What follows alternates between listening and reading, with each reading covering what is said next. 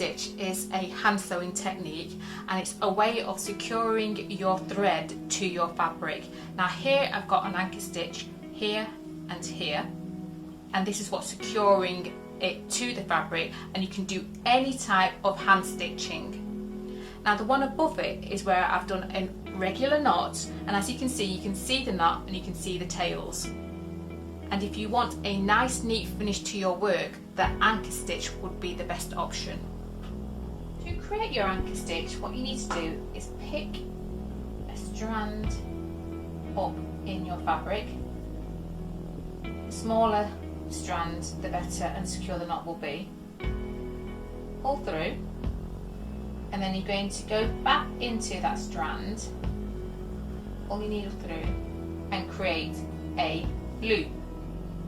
So that's a loop, and you're going to go around your loop, and you're going to go in the back end of your loop, pull the needle through and then pull.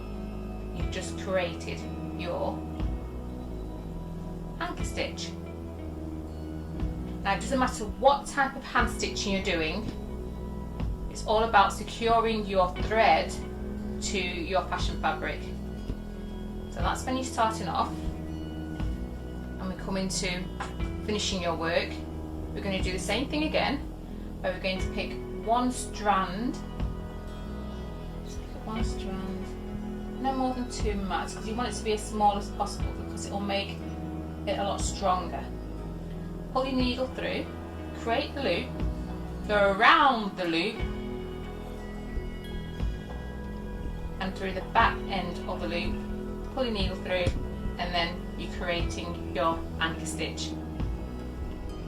As you can see in the top example, the knot is no longer on the surface, or barely on the surface, and the way to do that is, once you've finished creating your anchor stitch, you're going to go back into your work, right next to your anchor stitch, make a stitch underneath, pull your needle through, and then pull your thread, gently pull, and it will disappear.